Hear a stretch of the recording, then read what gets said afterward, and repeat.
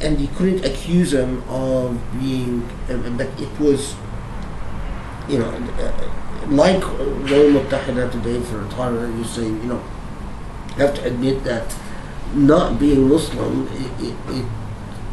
it helped in challenging the claims made.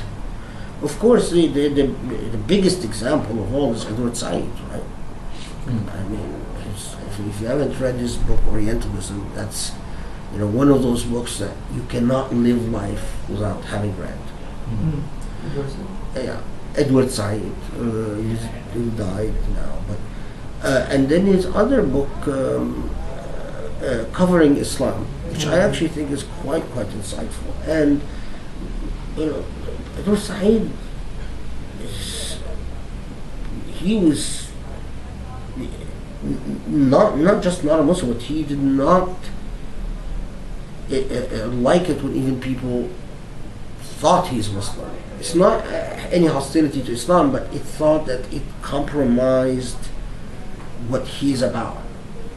He's not about defending Islam or defending Christianity, it is about an intellectual knowledge, intellectual tradition, an intellectual service to an intellectual heritage, and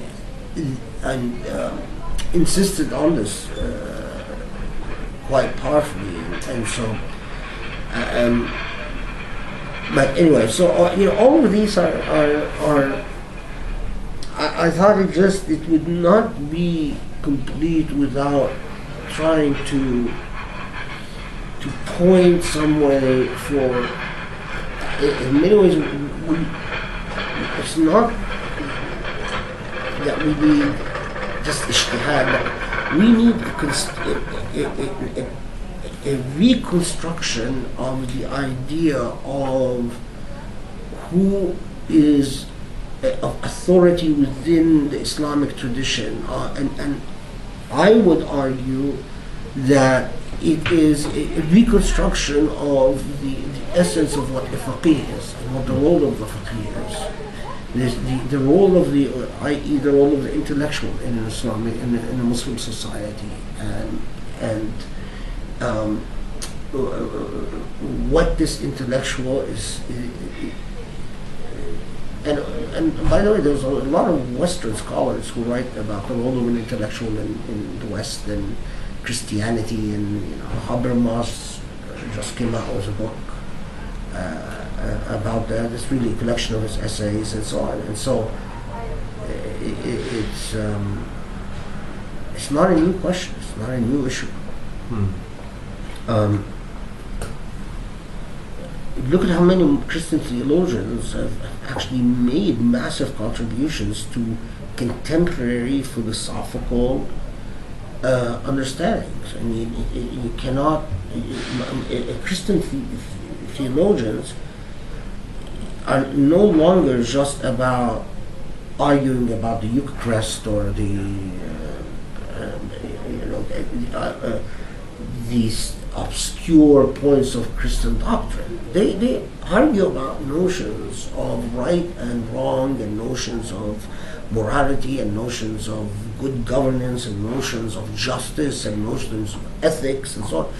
And they fundamentally, as the fuqaha of their faith, they are embedded in the relevant epistemic environment of their day and age. And and of course there are many Jewish examples as well. And the fact that there are not a lot of Muslim examples, to me, is a clear indication of the impact of the colonial experience on Muslims and the impact of the puritanical experience on Muslims. I mean, I can't find other explanations other than these two. So, but the qusas, as you mentioned. I'm curious because I understand the transmitters of hadith and the legalists, but I don't understand what the qusas are. And the other categories, why but just faqih and qusas and hadith in this intellectual context. I think there's the other categories, or just three of this categories? Well, in the world of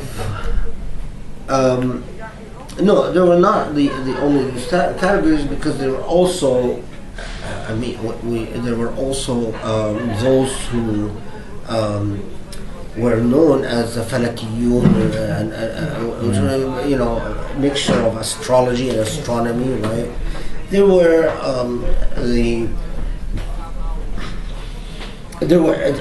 people who identified as philosophers and or Ahl Kalam, people Kalam, and theological disputations, and of course the medicine men, but as far as debating what is relevant for law, and you have to remember here that my own specialty is in Sharia, so the Qussas had no relevance to the philosophers, because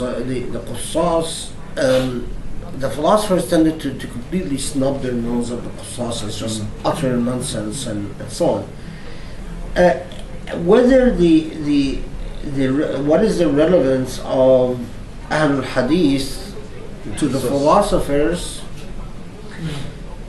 that just depended on the particular philosophical orientation that you have. So, Ibn Aqil, for instance, had developed a fairly sophisticated model to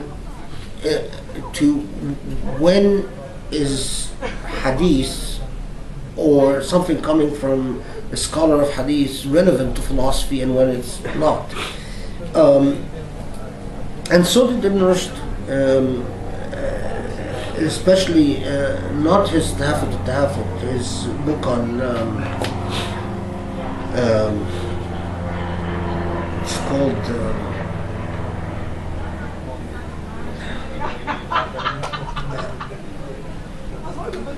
it's a treatise he wrote after Tahafut al-Tahafut.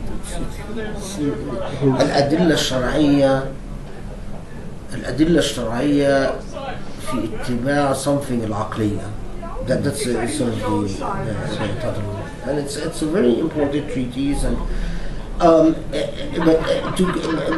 just incidentally, I just remembered, you get just if you want to see a clear example about this notion of Qussas and Al-Hadith, you find it in the Muqaddimah of Ibn Khaldun, who talks about the role of the Qussas. But in traditions in books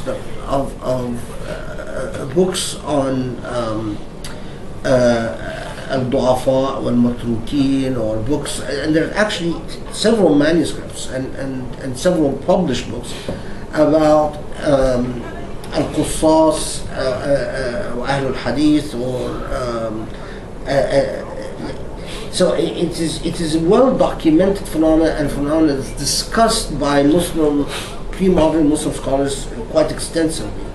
The Qussas performed a social function. They literally traveled from village to village, or from one. They don't seem to have made it into royal courts, or not like poets. Like poets were a higher class than the Qussas. Poets would expect to deliver their poetry in the homes, in the courts of noblemen or the royalty, and be generously rewarded. The Qussas were pietistic storytellers among common folk, laity, and it would literally, until now in Egypt, there's some actually Qussas that still live. They go around and they tell you, the story of, sometimes put to music, sometimes not. It just depends. Sometimes in sort of a poetical form, like like Ulysses, or one of these long poems that tells you a story. Sometimes not. And they would tell you a story with a moral a moral message in it. And a lot of times the Qusas were, as quite understandably, they were fascinating with telling the stories of the Prophet Muhammad. Even if you go to Egypt today, you will find still in the villages Qusas that will tell you about like the beauty of the Prophet. He had this type of eyes, his face was this, his hair was this, his touch was this. I mean, it's very, and then they'll tell you, you know, who knows whether they're to what extent historical or not. But it's clear that a lot of it is not based on any historical process. In that, you know, they'll tell you these amazing mythical narratives about how he would speak to birds and how a horse came and it came between his arms and how he was walking and then a flock of birds followed him everywhere, and how he, you know, all these just, and sometimes there would be action in the qasas, you know. So there would be a hero and a villain, and like Abu Zayd al-Hilali, very still common narrative. Abu Zayd is this, like, or Antara ibn Shaddad, you know, these larger than life people with, you know, slaying armies of bad guys with their swords, etc., etc. But the Qusas did not narrate to text, and till today, I mean, now there is an anthropological movement that to go around the villages and tape them, so that these stories will not be completely lost, and they will just be memorized and told from one generation to another. And the thing is that as I traveled around, I found that the phenomena of the Qusas is really all over the Muslim world. And you know, in places in modern day Ethiopia or Mali or so on, they play a very big role, and they play a very big role in affirming the pieties of young people and their imagination and their connections to their religion. And you know, and you find children will say things like, "I want to be Abu Zayd al-Hilali," and in their games, you know, they reproduce the qasas. But the Ahl al-Hadith, I mean, the Ahl al-Hadith ranged in their attitudes. When you look at the texts written by Ahl al-Hadith and the qasas, some, you would say the conservatives looked at them as just a bunch of, you know, as good as the people who went around and spread Israelite traditions. You know, they said, oh, they're bad. They go around telling people that is nothing. They just make it up. They entertain them. Because some of the qasas, by the way, also have eroticism in it. So it would talk at great length about, you know, some romantic episode or sexual act and all. I mean, it really represented everything in many ways. It's really an oralization of culture in all its various layers and so on. And so, but the second attitude among al-Hadith is just saying, well, this is okay for laity, but this is not scholarship. This is not what scholars, you know. And then you have actually some these books on adab or adab, where they say, is it appropriate for a scholar of hadith or appropriate for a faqih to sit and listen to a qassasun on a cafe? You probably would have encountered these reports in one way or another. You know, when a lot of the traditions you find about playing backgammon or playing chess is actually counter qassasun there's a button in the end that makes it drop. It's counter Qassasun reports, because what would people do? They would sit on cafes, play backgammon, chess, and listen to the stories.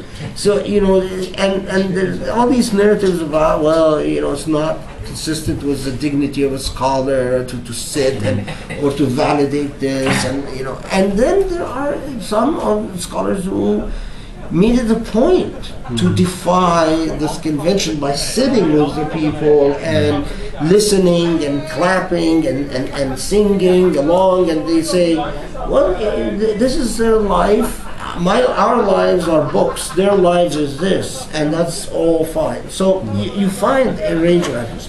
Ahl al-Hadith, their world was al-adl wa-tarjih, the ilm al-rijal.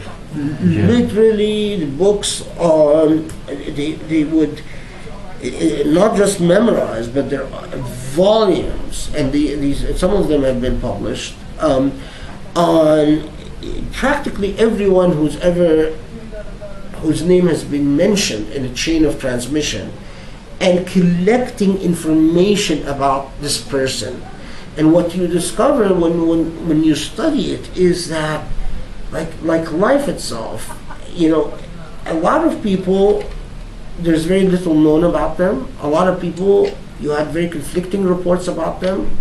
You had, something as bad as a woman saying, oh, he used to get drunk, his wife, for instance, to someone who says, oh, he's the best person I've ever known. And the job of a muhaddis is to make an ultimate decision as to the credibility of that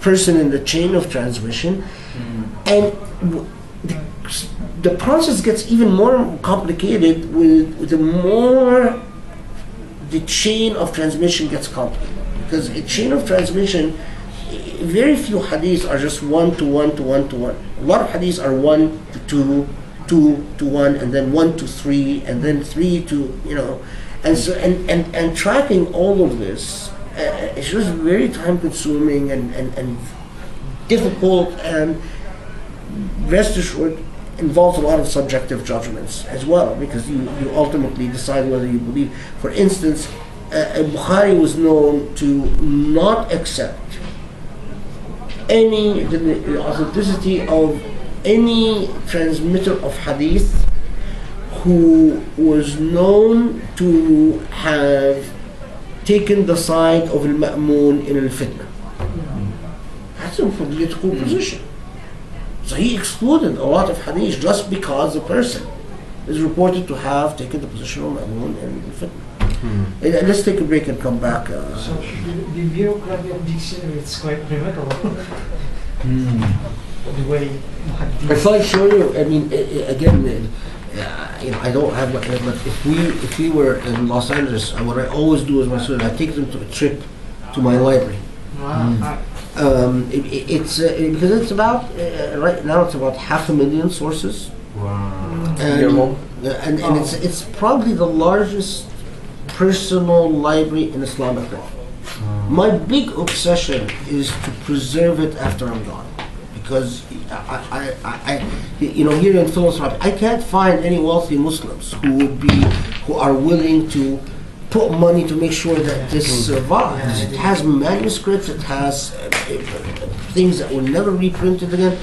But like the section on Ilm al-Rijal, one Jama' al-Asanid, for instance, it is 102 volumes. Each volume about 1,000 pages.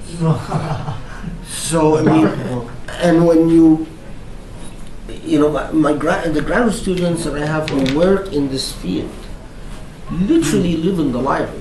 You never see them. They're always, because they're sitting there constantly looking someone up, and and then they create card catalogs or something in the computer to input, and and they become very possessive about their own particular computer programs, preserving data about a narrator and other. But I always tell students who are going to go into the ilm al-hadith, I tell them, okay, that's fine. If you want to do that's fine. Just do not think you're going to have a personal life for until you finish your work. If that's fine with you, then be my guest. How they socialize with other people?